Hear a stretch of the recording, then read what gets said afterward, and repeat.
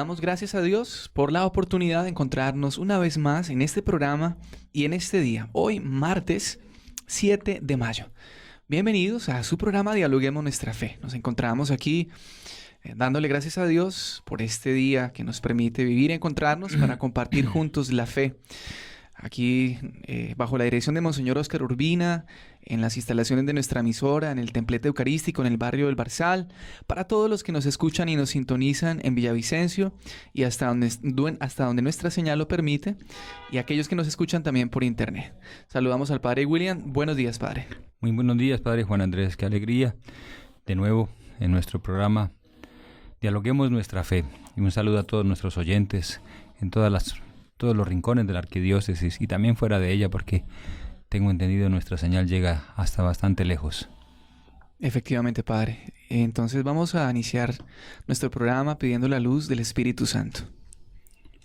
Vamos a invocar precisamente a aquel que dentro de poco tendremos como protagonista en la celebración de la Iglesia con la fiesta de Pentecostés. Hagamos esta oración que hacemos cada 8 días, Padre. En el nombre del Padre, y del Hijo, y del Espíritu Santo. Amén. Oh Espíritu Santo, amor del Padre y del Hijo, inspírame siempre lo que debo pensar, lo que debo decir, cómo debo decirlo, lo que debo callar, cómo debo actuar, lo que debo hacer, para la gloria de Dios, bien de las almas y mi propia santificación. Espíritu Santo, dame agudeza para entender, capacidad para retener, método y facultad para aprender, sutileza para interpretar, gracia y eficacia para hablar. Dame acierto al empezar, dirección al progresar y perfección al acabar. Amén. Amén. Padre William, pues entremos de una vez en lo que nos compete. Hace 8 días estábamos mirando el numeral 109, 110 y 111. Ahí fue donde quedamos, exactamente en el numeral 111 de este tercer ítem de nuestro artículo 3 del capítulo 2 de la sección primera del catecismo en su primera parte, que es el credo. Ahí vamos, ya me lo estoy aprendiendo. Muy bien. Ya estamos aprendiendo las divisiones que tiene nuestro catecismo. Pues les invitamos para que los que tienen su catecismo nos acompañen abriendo pues el catecismo en la página que se encuentra este numeral 111. A lo mejor difiere, por lo menos en el mío es en la página 37. El Padre William creo que tiene otra página. Sí. No coincide porque son ediciones distintas, pero sin embargo el numeral sí es idéntico. Sí, numeral 111, y fue donde quedamos. Sí. Antes de iniciar propiamente, saludamos a todos los que nos escuchan y los que nos reportan sintonía. La semana pasada nos llamaron a decirnos que estaban muy contentos con el programa y que les gustaría que se repitiera en otro momento, o sea, que no fuera solamente a esta hora, sino que durante la semana se repitiera. Y así fue. El domingo estamos retransmitiendo el programa a partir del domingo pasado. Así que les damos gracias por la acogida, por sus comentarios. También aceptamos sus sugerencias y pues sus inquietudes también. Si alguien tiene alguna inquietud, nos puede llamar, puede contactarme a mí. Yo permanezco aquí en la emisora y pues atendemos lo que ustedes pues tengan como dudas, inquietudes, sugerencias.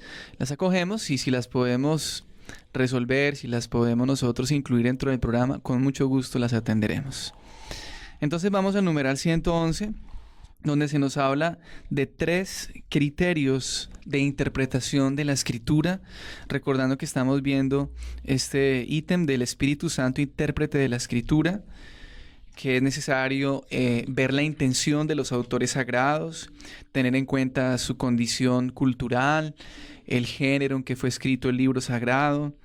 Recordamos el término que hace 8 días aprendimos, agiógrafo. Agiógrafo es precisamente el autor sagrado, el escritor sagrado, el que fue, digámoslo así, el instrumento del Espíritu Santo para inscribir, para transcribir, para escribir lo que era pues en ese momento necesario escribir, y que fue suscitado precisamente por el Espíritu Santo para que quedara para nosotros, para poder tener hoy nuestra Sagrada Escritura, la Palabra de Dios. Teniendo en cuenta todo esto, no sé si Padre quiere agregar algo, pues pasamos a los 3 criterios que nos propone el Concilio Vaticano II a partir de este numeral 111. Muy bien. Fundamentalmente esos 3 criterios están, tienen como fundamento esta otra afirmación de la Dei Verbum: la Escritura se ha de leer e interpretar con el mismo espíritu con que fue escrita, espíritu con mayúscula, el Espíritu Santo. Y precisamente a partir de este principio están estos 3 criterios para la interpretación de la Escritura conforme al espíritu que la inspiró. Entonces, el primer criterio es prestar una gran atención al contenido y a la unidad de toda la Escritura. Esto quiere decir que la Sagrada Escritura, pues, aunque fue escrita a lo largo de los siglos y aunque hubo diferentes autores que pusieron por escrito lo que ya era tradición, y en algunos casos, pues, recoge incluso cartas directamente escritas, por ejemplo, por los apóstoles con la intención de clarificar algunos temas, etcétera, etcétera. Es decir, no obstante esa variedad en cuanto a autores y tiempos, la Escritura guarda una perfecta unidad. Es entonces una escritura unitaria. Por muy diferentes que sean los libros que la componen, la unidad depende precisamente del designio de Dios de manifestar lo que quiso revelarnos. Y el designio de Dios tiene por centro a Cristo mismo. El designio de Dios tiene como centro a Cristo Jesús. Es muy interesante lo que dice este numeral, porque dice que del corazón de Cristo, en la pasión, es como donde brota el entendimiento de la Escritura. No sé, es un texto que pues es dado por Santo Tomás de Aquino, ¿sí?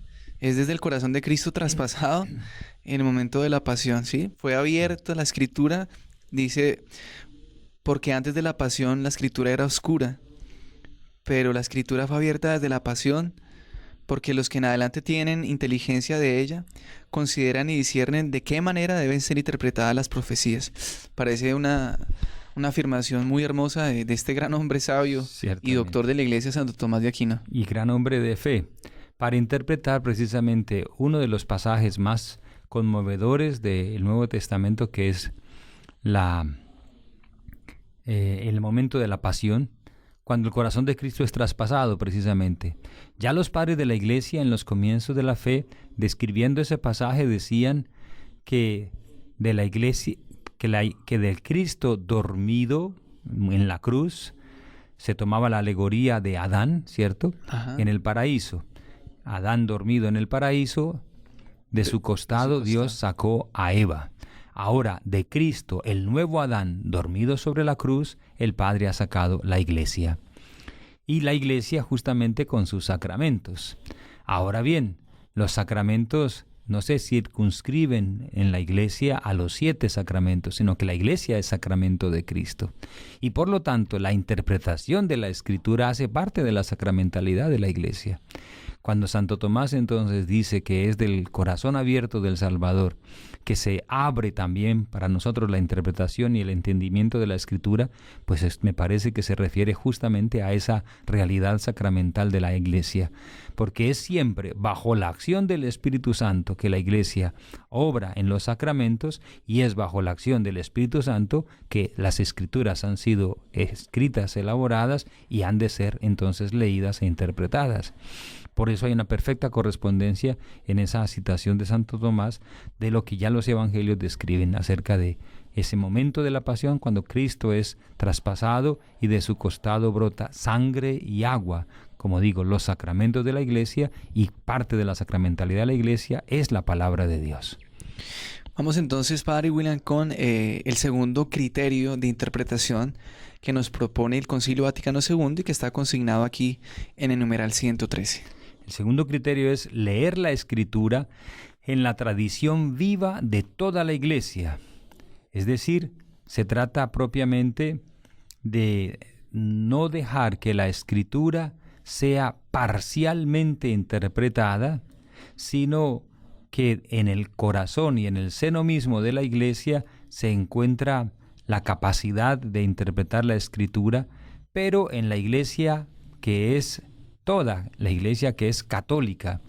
Esto para decir precisamente que la Escritura no se puede interpretar privadamente de manera sensata, sino que en la interpretación de la Escritura siempre se debe consultar la Iglesia y su tradición viva.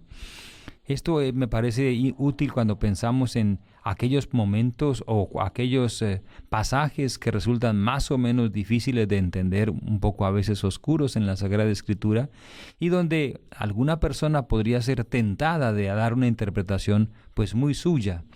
Esa interpretación, para que tenga una validez y para que tenga un mejor horizonte de comprensión, deberías consultar a la Iglesia. ¿Qué dice la tradición de la Iglesia? La Iglesia encierra en su tradición la memoria viva de la palabra de Dios y el Espíritu Santo le da la interpretación espiritual de la Escritura. Por eso, no leer la Escritura en soledad o en solitario, sino la palabra de Dios y la Escritura en ella contenida debe ser leída en comunión con la Iglesia. El tercer criterio es el estar atento a la analogía de la fe. ¿Qué nos quiere decir en este numeral la Iglesia, Padre? Ahí lo explica a continuación de una manera muy sensata, me parece muy acertada, cuando dice: entendemos por esa analogía de la fe la cohesión de las verdades de la fe entre sí y en el proyecto total de la revelación. Es decir, si queremos también entender verdaderamente la Escritura, debemos hacer caso de todas las verdades de la fe. Y cuando una afirmación de la Escritura, por decirlo así, encaja en ese gran horizonte de todas las verdades de la fe, pues podemos tener certeza de que la interpretación es válida.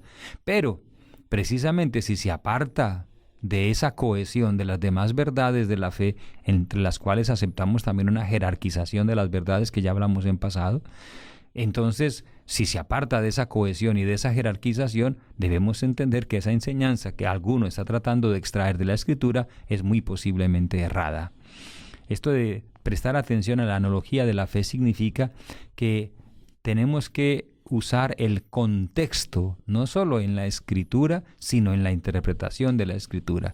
El contexto en el que ciertas verdades de la fe están sacadas de la Escritura y hacen parte también del conjunto de todas las verdades de la revelación, tal y como están enseñadas también en la tradición. Entonces, prestar atención al contenido, la unidad y a la unidad de toda la Escritura. Muy bien. No se puede leer, como decimos vulgarmente, Padre, yo hablo en términos más populares, a machetazos.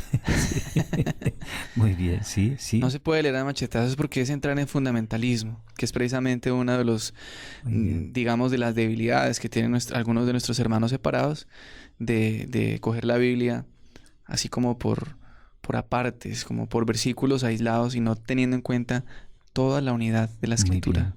Y al mismo tiempo, ese elemento de la comunión, es decir, quien ha escrito, inspirado por Dios, ha escrito con amor.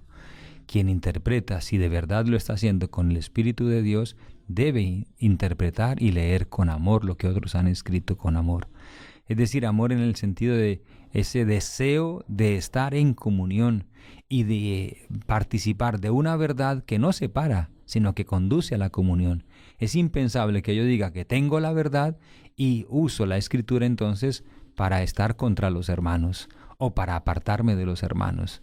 Esa es una de las, digámoslo así, heridas profundas de este tiempo del cristianismo entero. Como valiéndose o valiéndonos de quizá de la Escritura, encontremos razones para quizá a veces oponernos a los hermanos y para contradecirlos o simplemente para atacarlos. En ese sentido, pues me parece que todos tenemos necesidad de crecer mucho, también no solo nuestros hermanos separados, sino a veces también nosotros mismos en la iglesia.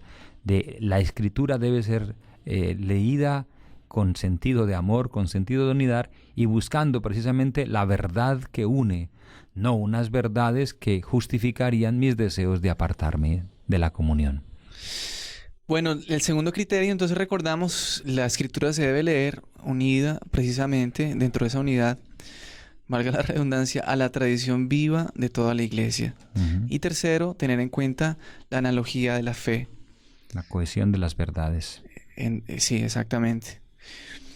Vamos entonces al sentido de la escritura, que pues está allí como un título que se nos presenta dentro de los siguientes numerales. Debe desprenderse efectivamente del Espíritu Santo intérprete de la escritura, que es el ítem número 3 de este artículo.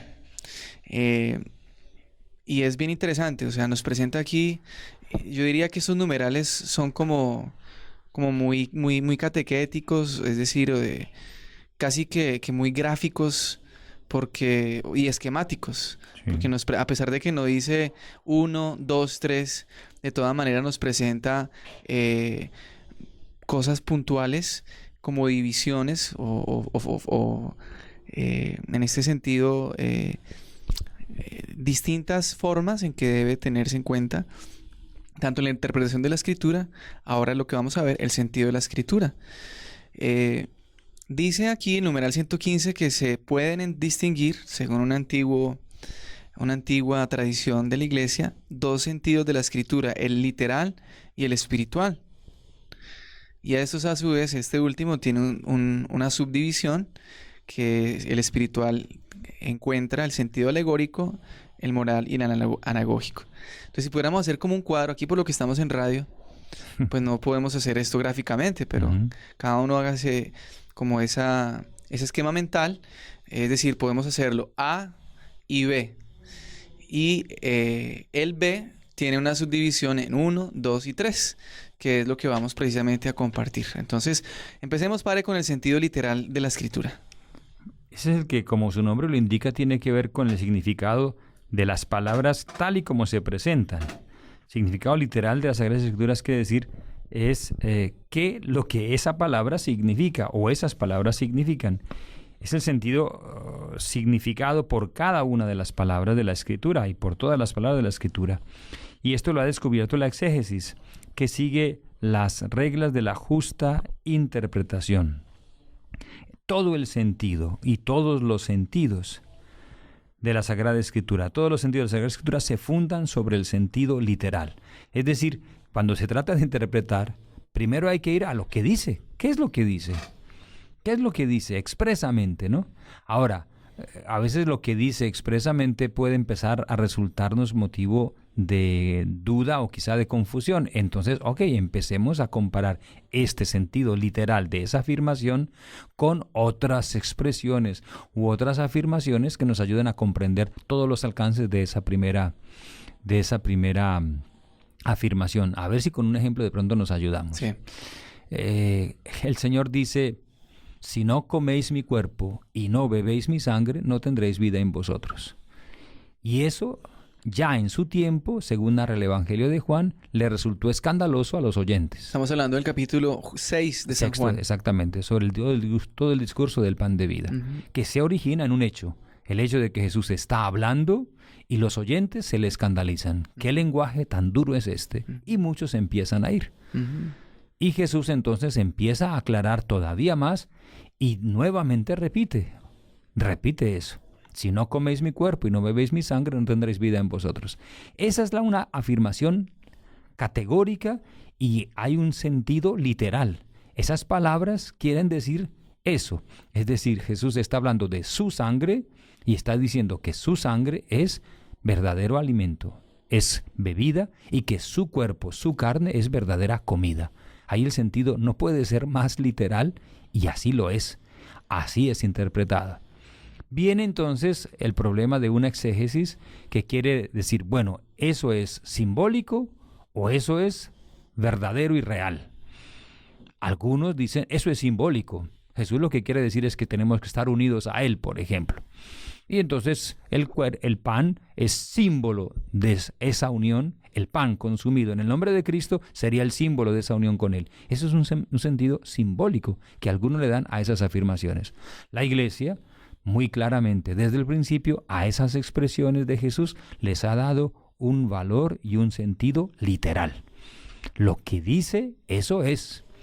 Y precisamente la celebración de la Eucaristía es reflejo de esa interpretación literal de las palabras de la Escritura. Esto es mi cuerpo, esta es mi sangre. Ahí me parece que sería un buen ejemplo de lo que es el sentido literal. No es un sentido simbólico, no es un sentido que hay que buscarle la interpretación en otras palabras, a ver si de pronto sí lo podemos ahí sí aceptar y resulta más entendible. Aunque no resulte del todo entendible, sí tenemos que aceptarlo porque la literalidad está hecha con una contundencia por parte de Cristo que nosotros no tenemos el derecho a decir, bueno, a matizar esas palabras. Es verdad que resultan escandalosas, sí, ¿acaso somos antropófagos? Pero justamente muchos se fueron ante esas palabras y Jesús no quiso matizar sus palabras. No dijo, a ver muchachos, se las voy a explicar para que no se asusten. No, Jesús incluso a los pocos que quedaron con él les dice, ¿también vosotros os queréis ir? Como quien dice, yo no voy a cambiar lo que acabo de afirmar. Y que se complementa con las palabras de la última cena. Muy bien. Y que se complementan con el otro texto, con otros textos. Entonces, obviamente, ahí entra la unicidad de la Escritura, ¿no? Perfecto. Los textos, por ejemplo, de San Pablo en la carta a los Corintios, cuando habla precisamente a los Corintios acerca... El capítulo 11. Eso es, acerca de la tradición que Pablo recibió y que venía del Señor, que en la noche en que lo iban a ser entregado, tomó el pan, etc. Ajá. Muy bien. Son afirmaciones de la Escritura que son de tomarse en sentido literal y que, sin embargo, para una mejor comprensión, conviene leerlas en el contexto de otros textos de la misma Sagrada Escritura por este principio de la unidad de la Escritura, como lo acabas muy bien de decir. No sé si vale la pena nos podemos atrever como a decir que el primer paso de la Lectio Divina entraría aquí, ¿no? Que es precisamente cuando lee uno un texto, es preguntarse qué es lo que dice, ¿no? Muy bien. Sin ser nosotros estudiosos y exegetas de la Biblia, pero... Claro. Es decir, la materialidad del texto. Uh-huh. El texto es un material. ¿Cómo está ese material? ¿Cómo está ese material? ¿Qué dice exactamente? Es una manera como muy aterrizada, digámoslo así, de tomarnos de la Escritura cuando hablamos de este sentido literal de la Escritura. Y muy concreta y muy especial porque la Escritura es eso, está hecha libro. La palabra de Dios se hizo libro. Y ese libro tiene unas palabras y esas palabras tienen un sentido que desde el principio es literal. A partir de ahí, si quieren, con otros textos, construimos nuevos sentidos y nuevos significados y también nuevas posibilidades. Pero el primer sentido, que sigue siendo siempre válido, es el sentido literal. Antes de ir a una pausa, hablemos sobre el sentido espiritual, que después de la pausa seguiremos pues ampliando el sentido espiritual, que tiene 3 subdivisiones. El sentido espiritual, nos dice aquí el Catecismo en el numeral 117, gracias a la unidad del designio de Dios, no solamente el texto de la Escritura, sino también las realidades y los acontecimientos de que habla pueden ser signos. Está un poquito como enredado ahí. Es que es muy cortico, pero hay que entenderlo bien. Muy bien. Me parece que se clarifica un poco si pensamos, ¿qué es un signo? Signo es una realidad que me habla de otra. De otra, sí. Entonces, también la Sagrada Escritura, a pesar de lo que hemos dicho hasta ahora del sentido literal, tiene también en su interpretación la posibilidad de encontrar un sentido espiritual. Ese sentido espiritual significa ver que esas expresiones de la Sagrada Escritura me hablan de otras realidades que, aunque no estén directamente mencionadas en ese texto del que estemos partiendo, también son iluminadas, sin embargo, por ese texto. A ver si nuevamente lo ponemos entonces con un ejemplo. Volvamos al anterior, me parece que también es rico. Yo soy el pan de vida, dice Jesús. Uh-huh. Yo soy el pan de vida significa indirectamente la Eucaristía. Pero en un sentido espiritual, yo soy el pan de vida también significa yo los alimento con mi palabra. Uh-huh. Y precisamente el mismo Jesús es el que ha dicho, no solo de pan vive el hombre, sino de toda palabra que sale de la boca de Dios. Por lo tanto, una afirmación como esa, yo soy el pan de vida, puede tener también un significado y un sentido espiritual en la medida en que ilumina la necesidad que todos tenemos de la verdad. Mi corazón desea la verdad. Cuando Cristo dice yo soy el pan de vida, significaría también que Él es la verdad, que le da a mi corazón la única palabra que es capaz de saciarlo, porque mi corazón desea la verdad y solo Cristo es la verdad. Podríamos, hablando de de lo que estábamos diciendo ahora sobre la lección divina, decir que el segundo paso, que es la meditación, la meditación, podría caber acá. Porque es, ¿qué me dice? Sí, ¿Qué me dice a mí la muy palabra? bien, muy bien. Y a veces, o sea, la palabra nos invita muchas veces a descubrir lo que me dice a mí y pues no es en un sentido literal, porque el Señor me habla a mí desde la palabra, precisamente como el ejemplo que usted coloca, yo soy el pan de vida o yo soy el agua, o de mí brotarán torrentes de agua viva. Entonces, el Señor, tú eres el que me refresca, tú eres el que me da vida. Muy bien, que Y me entonces ahí la consuelas. palabra de Dios se convierte en este sentido espiritual en muy cercana a mí. Muy bien, y son las palabras del Señor que aplicadas a la propia realidad de cada uno y a la realidad de una comunidad concreta, pues iluminan toda la vida de una comunidad. Ese sentido espiritual permite precisamente que todos los aspectos de la vida queden también iluminados por la palabra de Dios. Pues muy bien, ya tenemos bastante recorrido en esta hora, en nuestro programa. Vamos a una pausa para que no se nos cansen, ¿cierto?, de estar hablando. Vamos con una cancioncita para ir a nuestro segundo bloque y pasar a los siguientes sentidos que brotan del sentido espiritual para entender la escritura, la palabra de Dios. Ya volvemos.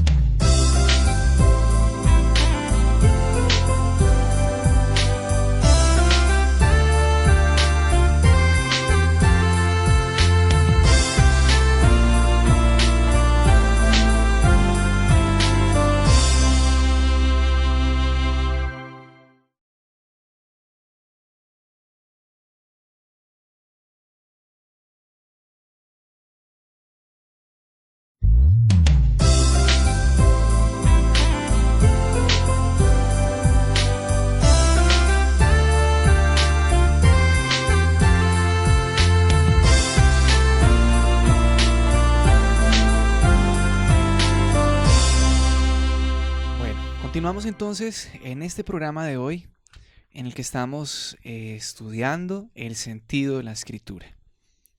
Ya hemos hablado de los dos sentidos que se pueden distinguir, el sentido literal y el sentido espiritual. El sentido espiritual tiene tres divisiones.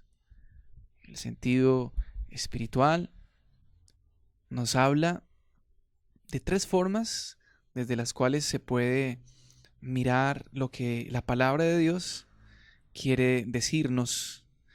Está el sentido alegórico, el sentido moral y el sentido anagógico. El tiempo es tan corto que vamos entrando en materia de una vez, Padre. Hablemos de esos tres sentidos. Bueno, fundamentalmente el sentido alegórico nos habla del modo de poder interpretar un texto de la Escritura partiendo de otro texto, aunque esté ubicado en contextos históricos completamente distintos. Para decirlo con un ejemplo, ojalá que sea suficientemente claro, el paso del Mar Rojo es interpretado como un signo de la victoria de Cristo y por ello también es un signo del bautismo. El paso del Mar Rojo está el elemento del agua, precisamente. Es la victoria de Dios sobre las fuerzas del mal que se oponen a la libertad de su pueblo, pues ese mismo sentido se usa para entender la Pascua de Cristo, que es victoria sobre las fuerzas del mal que se oponen a la redención de la humanidad, y también lo debemos usar para hablar de la victoria personal de cada cristiano mediante la recepción del santo bautismo, que es victoria sobre las tinieblas de las que estábamos oprimidos a causa del pecado y de la cual somos rescatados gracias a Jesucristo. Y ahí encontramos infinidad de textos. Sí. El mismo que estábamos hablando de la Eucaristía, el maná, Muy bien. que caía del cielo y que era el que alimentaba al pueblo de Israel durante mucho tiempo, antes del amanecer, antes de los primeros rayos del sol. Después adquiere su significación en Cristo como el pan vivo bajado del cielo. Muy bien. Veamos también el otro acerca de Adán en el paraíso, Ajá. de cuyo costado Dios saca a Eva, la mujer, y Cristo dormido en la cruz, de cuyo costado Dios saca a la iglesia con los sacramentos. Ese es el sentido pues alegórico. Uh-huh. En cuanto al sentido moral, los acontecimientos narrados en la Escritura pueden conducirnos a un obrar justo Es decir, fueron textos escritos para nuestra instrucción. O sea que de toda la Escritura nosotros podemos sacar consecuencias morales. Para mencionar una sola, José es vendido por sus hermanos. Y José es uno que tendría derecho a la venganza, con grandísimos sufrimientos. Y sin embargo, José ya es el tipo de Cristo porque es anticipación de la misericordia, que perdona y que entiende que su propio sufrimiento fue y era para el bien de sus hermanos y para el bien de su pueblo, que Dios permitió que atravesara un gran sufrimiento, pero era para el bien de sus hermanos. Ahí es donde se puede ver ese sentido moral de la Escritura. No hay mal que por bien no venga, diríamos nosotros en la sabiduría popular. La venganza no trae ningún bien, el perdón y la misericordia es lo que Dios quiere de nosotros. Y el sufrimiento como tal no es una invitación a la venganza, al rencor, ni tampoco entonces al tomar desquite, sino el sufrimiento injusto es ocasión para ofrendar la propia vida a Dios y de él sacar una grandísima capacidad de amar y de servir. Son enseñanzas morales. Y incluso hay textos que por sí mismos pues tienen el sentido moral. Claro. Por ejemplo, lo que es Gálatas 5, cuando habla directamente, o cuando Jesús mismo dice, no es lo que entra al hombre lo que lo hace impuro, sino lo que sale de él. Pues obviamente ese es un texto que tiene claramente un sentido moral, ¿no? Muy bien, y unas connotaciones morales, sin ser necesariamente entonces decretales de moralidad, es decir, sin tener en sí unas normas muy precisas acerca de lo que se debe o no se debe hacer. Son afirmaciones que iluminan toda la vida, toda la realidad y que pueden ser aplicadas a diferentes circunstancias, a muy variadas circunstancias. El sentido anagógico, padre. Bueno, leyendo la misma definición que nos da el número 3, podemos ver realidades y acontecimientos en su significación eterna que nos conduce, en griego anagoge o anagoge, hacia nuestra patria. Así la iglesia en la tierra es signo de la Jerusalén celestial. Entonces, aquí se habla acerca de lo que en realidad está a dos niveles o a dos planos de interpretación. Lo que hay en una afirmación de la Escritura y lo que esa misma afirmación de la Escritura está dándonos a entender de las realidades eternas, de la realidad del cielo. La iglesia en la tierra es signo de la Jerusalén celeste, pero también podríamos decir, los sufrimientos vividos por el justo en esta tierra pueden ser signo también del purgatorio. Y también podríamos decir, el gozo y la alegría de la resurrección de Cristo, que embargó a los discípulos, es un anticipo del gozo del que viviremos en el reino de los cielos. Por ejemplo, la Eucaristía, ¿no? La Eucaristía es anticipación del banquete celestial. Sí. Sí. Para mí eso es algo muy hermoso, ¿no? O sea, cuando uno está participando en la Eucaristía, que visto, por ejemplo, el Apocalipsis desde un contexto, por lo menos hay un autor que se llama Scott Hahn, él lee el Apocalipsis desde el punto de vista del Cordero. Y más que una visión apocalíptica y acontecimientos del fin del mundo, lo mira es como una descripción del banquete de la Eucaristía.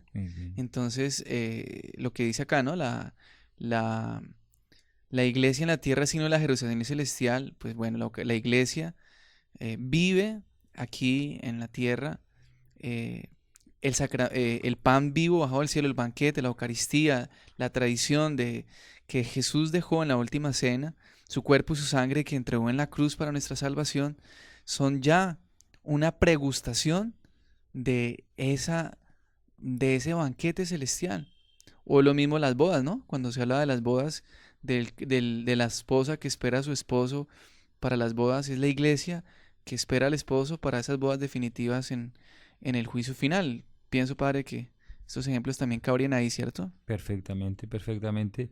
En ese mismo texto que tú citas de Scott Hahn está toda la realidad de la alianza, por ejemplo. Y el sentido último del Apocalipsis es entonces de la alianza, una alianza eterna, pero una alianza que se ha ido tejiendo con todas las alianzas que humanamente hablando nosotros hemos ido estableciendo a lo largo de los siglos. Y que la Iglesia misma entonces vive en todas las realidades sacramentales. Siempre hay una alianza, siempre es una realidad de alianza que es precisamente signo y expresión de la gran alianza nueva y eterna entre Cristo y su Iglesia. Y su iglesia, su esposa, la iglesia. Muy bien. Pues bien, vale la pena leer lo que nos dice acá. No lo leemos en el texto original en latín. Es un dístico medieval. ¿Tienes la traducción? Sí, ahí abajo la voy a leer. La letra enseña los hechos, la alegoría, lo que has de creer, el sentido moral, lo que has de hacer, y la anagogía, a dónde has de tender. Qué bonito, ¿no? Muy bien. Y me parece que esto lo podemos nosotros unir a lo que nos dice el final del numeral 115. La concordancia profunda de los 4 sentidos, o sea, no los 4 sentidos, la vista, el olfato, sino los 4 sentidos que estamos estudiando aquí de la escritura. La concordancia, oígase bien, la concordancia profunda de los 4 sentidos asegura toda la riqueza a la lectura viva de la escritura en la iglesia. Perfecto. Sí, hay una cosa maravillosa y es que la palabra de Dios es palabra de vida, porque es palabra del Dios vivo. Y por lo tanto no se reduce por lo tanto la interpretación de la palabra y de la escritura no se reduce a un aspecto o a un ejercicio intelectual, sino que involucra todo el ser, toda la persona. Y precisamente la escritura se vuelve vida, se convierte en vida. La moral precisamente no es entonces el ideal al que hay que tender, cuanto más bien el ambiente en el que la escritura se vive y se puede comprender. Más aún, la escritura genera su ambiente moral en nosotros, porque, como lo decían los discípulos de Emaús, no es verdad que ardía nuestro corazón mientras nos explicaban las escrituras. También nosotros, ¿cuántas veces al contacto con la escritura vamos experimentando ya esa paz, esa serenidad, esa fortaleza incluso para afrontar las graves dificultades de la existencia?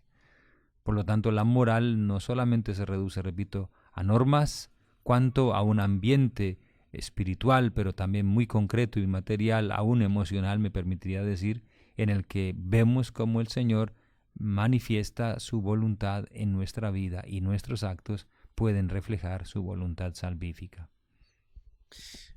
Estos sentidos de la escritura, esta interpretación de la que estamos hablando y que el Espíritu Santo es el protagonista, que incluso a un padre yo me quedé pensando mucho sobre los 2 verbos que usó el Evangelio pasado cuando Jesús hace alusión al Espíritu Santo que el Padre enviará y dice, os enseñará y recordará todo lo que os he dicho. Uh-huh. Entonces reflexionaba yo que es precisamente el maestro, ¿no? Y un maestro, ¿qué es lo que hace? Enseñar y repetir, recordar. En ese sentido, el Espíritu Santo, como le hemos dicho aquí ya muchas veces, es el que nos asegura que podamos nosotros acercarnos a la Sagrada Escritura para poder tener una correcta interpretación. Les corresponde, dice aquí en numeral 119, a los exegetas. ¿Quiénes son los exegetas? Son los que estudian la Biblia de una manera, digámoslo así, más profesional, casi que científica, ¿cierto? Sí. O sea, se dedican exclusivamente a eso, estudian las lenguas en las que fue escrita la Sagrada Escritura, hacen comparaciones. Precisamente todo esto que estamos nosotros viendo acá y que lo podemos aplicar perfectamente todos. Todos podemos llegar a hacer, y tenemos que hacerlo, acercarnos a la palabra de Dios, teniendo en cuenta la tradición viva de la iglesia, tener en cuenta la analogía de la fe, tener en cuenta el sentido espiritual, literal, anagógico, el sentido moral. Esto lo hace cualquier creyente, pero los exégetas tienen pues como esa función de profundizar mucho más. Es como su tarea principal. Ya lo habíamos dicho en otra parte, yo hacía como una comparación entre una persona que aprende a tocar guitarra y pues la hace sonar bonito, pero distinto al que se dedica de una manera constante, profesional y casi que dedicado a eso exclusivamente y se vuelve un músico excelente. Entonces, esa es la función que tienen los estudiosos de la Biblia, los exégetas. A ese propósito, me parece importante una de las tareas Y uno de los carismas que el Señor nos ha concedido en el ministerio sacerdotal es precisamente ese, ¿no? El de predicar la palabra del Señor. Y a la hora de predicar la palabra del Señor, durante nuestra humilde preparación de la palabra del Señor, a veces sin darnos cuenta estamos aplicando muchas de estas cosas, ¿no? Sí. Precisamente cuando estamos leyendo el texto en orden a entenderlo mejor y también interiorizarlo, pidiendo al Señor que nos ilumine para preparar nuestra predicación, muchas veces aplicamos todo esto. Y aún en el momento de la predicación, con los textos en la mano, por ejemplo, ahora que nuestros fieles tienen la hojita dominical, o algunos incluso llevan la Biblia a la iglesia, al templo, en esos momentos, cuando vamos a los textos mismos, pues vamos aplicando muchas de estas cosas, a veces sin darnos cuenta, repito. Uh-huh. Porque el hecho de que los exégetas sean los especialistas de la palabra no significa que sean los que estén siempre más, o sean los más idóneos a veces para interpretar la palabra. Porque quien más fe tiene, quien más ora, quien más está abierto a la acción del Espíritu, posiblemente ese es el mejor exégeta que va a haber. Y en ese sentido a veces puede ser una persona sin demasiados conocimientos técnicos y teológicos, ni escriturísticos, pero con esas cualidades de las que hablamos, de sencillez, de apertura a la acción del Espíritu Santo, de fe y de un buen sentido común, quien mejor interpreta la Sagrada Escritura. Eso tenemos que ser como muy reales, conforme a lo que el Señor mismo ha dicho en el Evangelio, ¿no? Gracias te doy, Padre, Señor de cielo y tierra, porque has escondido estas cosas a los sabios y entendidos y las has revelado a la gente sencilla. Sí, Padre, así te ha parecido mejor. Es importante entonces decir que siendo el Espíritu Santo el Maestro que nos enseña y nos hace llegar a la verdad plena, pues el Espíritu tiene una particular atención a los pobres, a los humildes y a los sencillos. Por eso muy oportuna la invitación que hacías a todos a acercarnos sin temor a la Escritura, a lanzarnos también a ese trabajo sencillo, humilde, ojalá ayudados por estos textos del Catecismo, lanzarnos a la interpretación de la Escritura. Porque el Señor en su infinita misericordia sigue obrando en su iglesia. Y precisamente la Sagrada Escritura, como insistía tanto su Santidad Benedicto XVI, no puede reducirse a campo de investigación solamente de los grandes especialistas, sino que es el gran campo de acción de todos los creyentes que, iluminados por el Espíritu Santo, quieran adentrarse en el conocimiento de la voluntad de Dios y del significado de las palabras de la Escritura. O sea, padre, lo que usted quiere decir es que termina cualquier persona siendo una exegeta sin querer queriendo. O lo que quiero decir más bien es que el Espíritu Santo actúa sí, cualquiera. Con libertad donde quiere y cuando quiere. En el estudioso, en el sencillo, en el campesino. Exactamente. A veces con lecciones grandes, porque el más sencillo puede llegar a una conclusión, a una interpretación de la Escritura que quizás ni el mejor teólogo lo pudo haber hecho. Y esto no quiere decir que no haya grandes exegetas que sean también grandes hombres de fe, grandes hombres de oración, grandes hombres de la intimidad con el Señor, que precisamente hacen de su estudio y con su estudio también un ejercicio de piedad y de amor a Dios y amor a la Iglesia, precisamente porque quieren conocer cada vez más y mejor la Escritura en orden a predicarla, a anunciarla y a escribir precisamente los resultados de sus investigaciones para la edificación del pueblo de Dios. Lo que dice aquí precisamente, para que con dicho estudio pueda madurar el juicio de la Iglesia. Pero me parece esta parte muy importante, y es que eso siempre tiene que ir en concordancia con la autoridad de la Iglesia. O sea, es decir, no nos podemos salir porque la Iglesia siempre tiene la última palabra. Perfecto. Lo que siempre hemos dicho. No podemos interpretar la palabra de Dios a nuestro acomodo, a nuestro arbitrio, sino siempre tenemos también confianza en que el Espíritu Santo guía a la Iglesia en cabeza de los que Él ha instituido como autoridad, obispos y el Papa, el magisterio de la Iglesia, para que podamos nosotros tener una conciencia pues recta de lo que la palabra de Dios quiere decirnos a nosotros. Tan bonitas estas palabras de San Agustín, Padre. Me estremecen a mí. No creería en el Evangelio si no me moviera a ello la autoridad de la Iglesia Católica. Es muy linda esta frase, Padre. Es precisamente decir, o sea, yo creo en la palabra de Dios, la palabra de Dios llega a mí, es fuerza de Dios para mí, eh, me acerco a la palabra de Dios, interpreto la palabra de Dios guiado por el Espíritu Santo porque yo también en ella puedo encontrar para mi vida pautas, normas concretas de vida. La palabra de Dios me enriquece, me da luz en mi camino, pero siempre, siempre en concordancia con lo que la iglesia nos pide y nos pide, o sea, nos enseña y nos pide que creamos también. No nos podemos nosotros salir de la enseñanza de la iglesia. Yo creo que ilumina mucho esto que estás diciendo y que nos decía San Agustín, pensando en el hecho de que nosotros somos parte de la iglesia, que el Señor en su infinita misericordia nos ha llamado a todos y cada uno de nosotros a ser miembros de su cuerpo, del cuerpo de Cristo, y por lo tanto el hecho de que la iglesia nos enseñe no es únicamente que en la iglesia los que tienen autoridad me van siempre a enseñar, sino que esa enseñanza de la iglesia yo la siento en mi corazón también, porque el Espíritu Santo que inspira a quien enseña en la iglesia, inspira también a quien está llamado a dejarse guiar y obedecer esa enseñanza. Pero es muy claro también, o sea, que ciertamente uno puede con orgullo y seducido por el maligno, Claro. o sea, decir, no, es que lo que le dice aquí la palabra de Dios es esto. Exacto. Y e ir en contra de la enseñanza de la iglesia, que es lo que está sucediendo, Padre, tenemos que decirlo. Hoy en día, inclusive aún en el seno de la iglesia. Y es precisamente cuando nosotros tenemos con humildad y docilidad que ir en consonancia y en concordancia con las directrices de la iglesia. Me parece muy hermoso lo que el Papa decía hace poco en una homilía, nuestro Papa Francisco, que la palabra de Dios, para poderla entender, es con la sencillez del corazón, Muy bien. más que partiendo de, o sea, para no convertirnos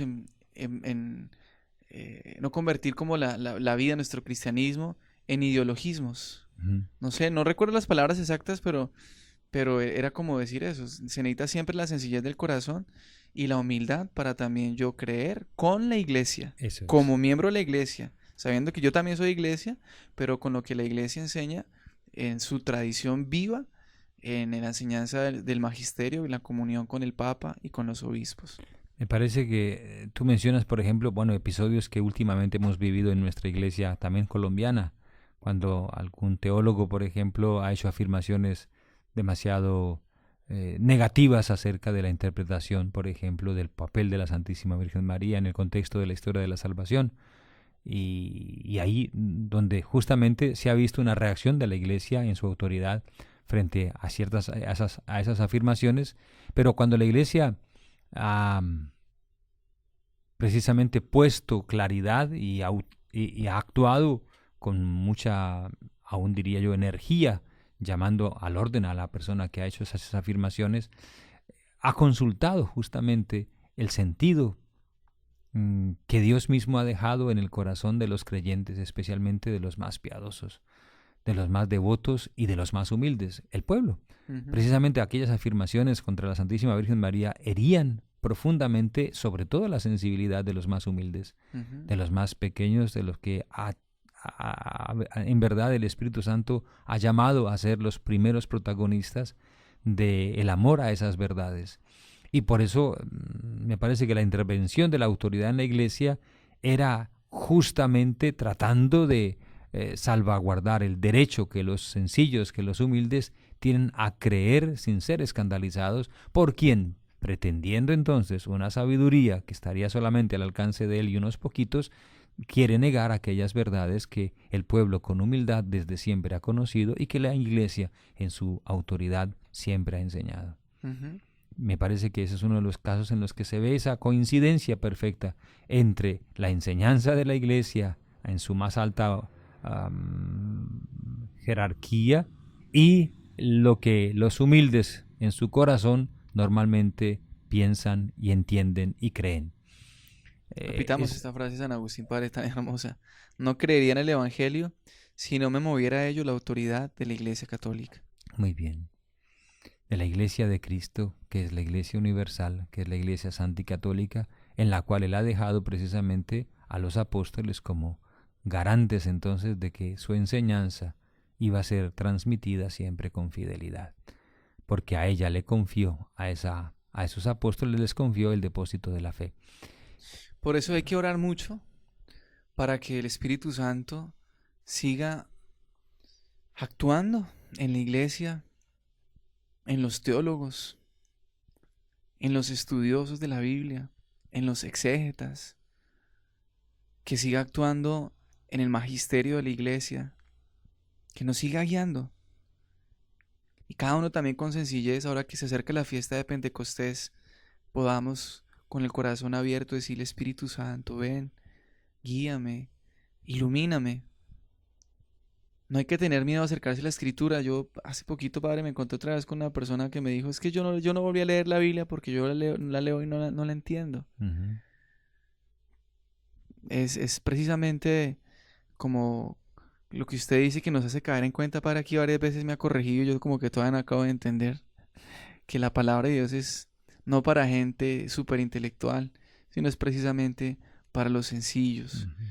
Y quizás uno en el afán como de llegar a leer la palabra de Dios como con sabiduría humana, pues no alcanza precisamente a desvelar lo que el Señor nos quiere decir.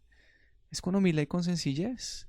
Y también puede ser más bien como pereza, ¿cierto? Estas personas Sí. más bien como que justifican es su pereza, que no la entienden, es porque en la palabra de Dios tampoco es que sea tan complicada, o sea, es sencillo, no lee los evangelios y ¿qué tiene de complicado allí? Me parece que la clave está en lo que decías hace un ratito, ¿no? Bueno, ¿con qué interés quiero leer la Sagrada Escritura? ¿Con qué interés me acerco a la palabra de Dios?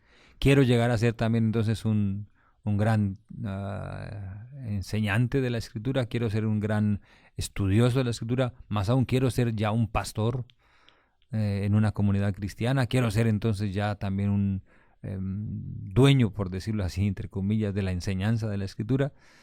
¿Cuál es la intención? ¿O quiero más bien encontrar en ella aquellas palabras que, como decía San Pedro, solo esas palabras dan vida eterna y que ya estoy necesitando también y que mi corazón reclama, que mi corazón necesita y exige?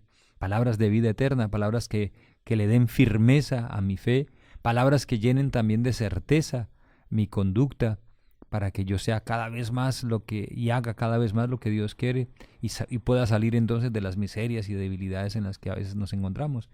Si la intención es noble, podemos estar muy ciertos de que el Señor no faltará con su asistencia a quien tiene recta intención. Si la intención no lo es tanto, pues justamente muchos chocarán, porque, como digo, quiso Dios dejar suficiente claridad para el que quiera creer, pero también suficiente oscuridad para el que no quiera creer. Si yo voy a creer más a mis criterios y a mis intenciones, a veces no muy claras, que a la palabra de Dios, que desarma precisamente a los soberbios de corazón y enaltece a los humildes, pues justamente voy a tener una experiencia lamentable. Pero también me atrevería a decir esto: sí, es verdad que a veces es fatigoso leer la palabra de Dios, sobre todo en soledad. Es mejor entonces estar atento a todas esas iniciativas bellas que hay en nuestra iglesia, de grupos apostólicos, de movimientos apostólicos, de comunidades verdaderamente también establecidas en las parroquias, donde se lee la palabra de Dios. Y la palabra de Dios que ilumina algunos acontecimientos propios de la vida de esas comunidades y de esas personas que frecuentan esas comunidades. Leer la palabra de Dios solo puede ser más fatigoso de lo imaginable. Y leer la palabra de Dios solo puede ser también entonces una experiencia a veces dolorosa, sea por la incapacidad de comprender esos textos y todos estos sentidos, sea porque precisamente necesitamos siempre de los hermanos para mejor entender las cosas y para captar aquellos acentos y aquellas acentuaciones que a mí personalmente, por temperamento, por lo que sea, se me pueden estar escapando. No es bueno que el hombre esté solo. Yo agregaría, no es bueno para el hombre leer solo la Escritura. Siempre leerla en la iglesia, con la iglesia y en compañía de hermanos concretos, hermanos o hermanas concretas, para leer la palabra de Dios. Siempre sería muy útil. Muy bien, pues quedamos en stand-by. Vamos a continuar dentro de 8 días, Dios mediante, con este estudio de nuestro catecismo de la Iglesia Católica. Recuerden sus sugerencias llamándonos, también presentar sus inquietudes, incluso aún si quieren al correo electrónico por ahora de la emisora, luxday1260am@gmail.com, o al Facebook, Lux Dei, emisora Villavicencio. Padre William, la oración final. Con inmenso cariño, esta oración a nuestro Dios y Señor. Padre Santo, te suplicamos en tu infinita misericordia que nos concedas la luz de tu Santo Espíritu, para que guiados por Él podamos cada vez más profundizar en las enseñanzas que tú has dejado para nosotros en la Sagrada Escritura y en la tradición de tu Iglesia, y que este catecismo, Señor, recoge maravillosamente. Danos, te lo suplicamos, ese sentido común de la fe, sensus fidei, del que tanto estamos necesitando en este tiempo, y danos a todos también la capacidad de obedecer a quien tú has querido que en la Iglesia, con autoridad, nos enseñe el verdadero sentido de tus propias afirmaciones y tus enseñanzas, por medio de tu divino Hijo, por el medio del cual también nosotros te pedimos todo y te suplicamos tu bendición. Y esa misma bendición que de ti, Padre, recibimos, queremos entonces darla a nuestros hermanos a través de estos medios. El Señor esté con vosotros. Y la bendición de Dios Todopoderoso, Padre, Hijo y Espíritu Santo, descienda sobre nosotros, nuestros radioescuchas, y todos los que quisieran unirse a estas intenciones de profundizar la palabra de Dios y su enseñanza, y nos acompañe siempre. Amén. Amén. Gracias, Padre William. Síganle la sintonía de nuestra programación en Lux Dei 1260M, la emisora que ilumina tu vida.